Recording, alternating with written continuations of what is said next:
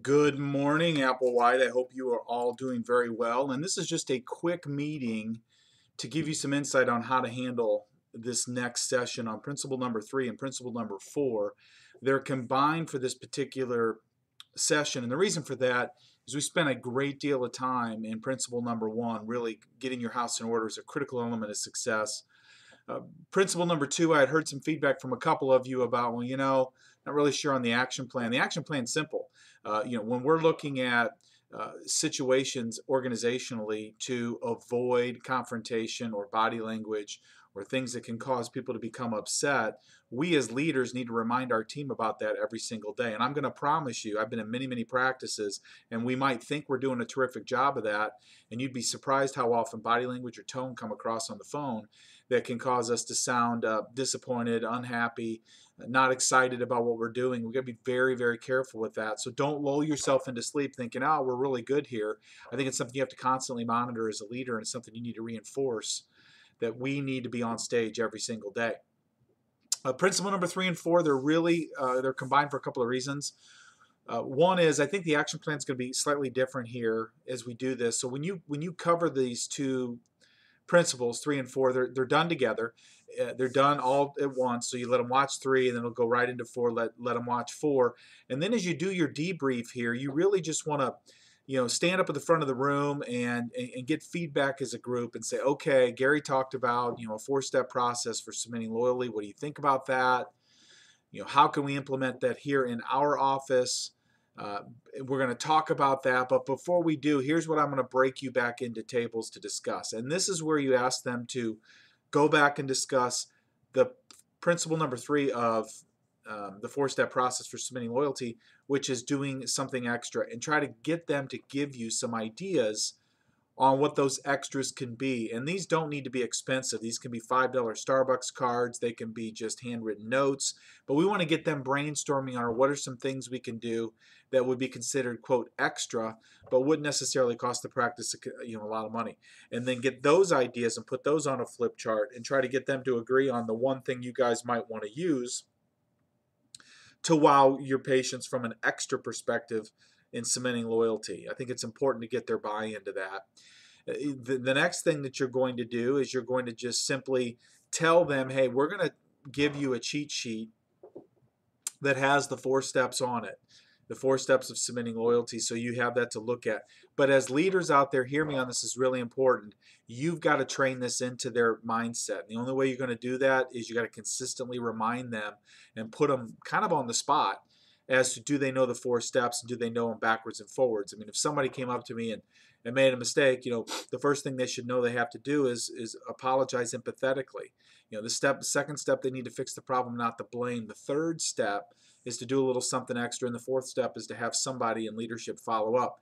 The only reason I know those backwards and forwards is because I talk about them all the time. If you do this meeting once, give them a cheat sheet and say, I hope you get this, good luck, it's not going to work.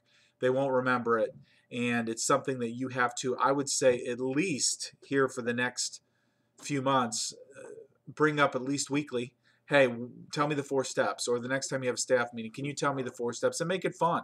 Give them a $5 Starbucks card or something if they get all 4 steps right. Do it as a group. Walk by and ask somebody as you're walking by in the practice. This has to become something that you consistently remind them of, otherwise they won't remember the steps. So that's really important. Principle number 4 today, there's not a lot to do from an action plan perspective.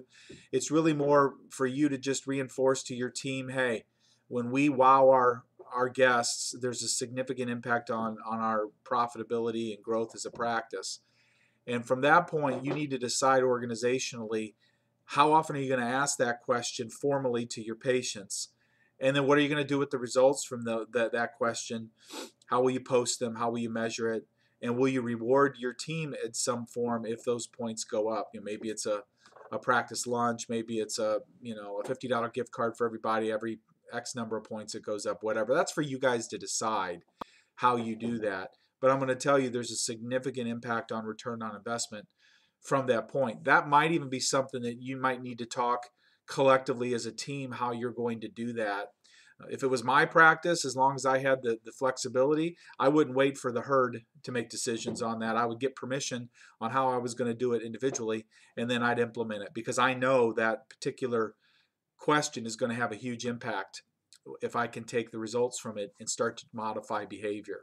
But please hear me out there, team leaders. The only way you're going to this is going to work isn't because of my seminar or how pretty the slides are or what's on a piece of paper. It comes down to you as a leader following through on the things that we've talked about in these first 3 weeks. When we get back together next week, it's going to be something like you're seeing right now. It's going to be me talking to your audience about the first 3 weeks, what we need to do to implement them. And a lot of what I'm saying to you today, they'll get to hear as well, which is we've got to take action and we've got to own our practice, et cetera, et cetera.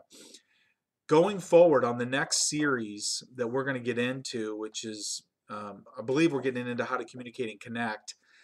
I'm going to do them just like this. I'm going to specialize them towards your office. It'll be me and a screen like this along with the PowerPoint, and that way I'm just going to send these in segments so that there's no confusion. You know, we'll send it out. It'll be me talking like this. It'll be me talking specifically to your group. I will give them some instructions on what to do and how to do them at the end to kind of help set you up, you know, to get their feedback. So it'll be a little more customized to your office. It'll look just like this, and that should help eliminate a little bit of confusion, you know, as we go out there.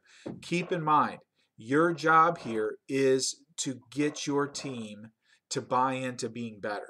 That's really what you're trying to do here. You give them the concept. It's not about idea generation. You've heard me say this. It's about idea implementation, and we got to help them implement. So, to recap, we're going to get into the 4-step process this week. We're going to talk about the one question we need to ask to really get a feel for where we stand. Me personally, I would love to know how each one of your offices is doing. You can ask this survey on a SurveyMonkey. You know, you don't need to ask every single patient. If you have a list of, say, 100 customers or 150 emails that you could send this out from the doctor saying, we'd really love your feedback on this one question. If you could please help us. Even if you did that and got a representative sample of surveys back, it gives you a starting point to create your net promoter score, which means I'm taking the people that scored me a 9 or 10 and I'm subtracting the people that scored me a 6 or less, and I get what's called a net promoter score.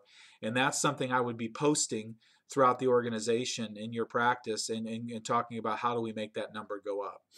So anyway, that's what we're gonna cover.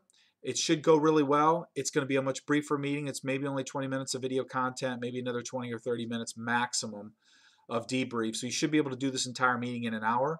The next time we'll get together will be me doing a recap of those 4 principles. And then the next series that we get into, you're going to see shot just like this so that I can customize it for your particular practices. And I can give instruction at the beginning, at the end to help make it easier for you guys as facilitators. Last point on your action plans, please be sure, I just made a new one. Use the new one that's coming with this week's attachments because it has a location line on it. It's the corporate office needs to know kind of where these are coming from, and we haven't all been putting our names on them. So put your practice name or location on that line. Thank you so much. I look forward to talking to you guys soon, and have a great day.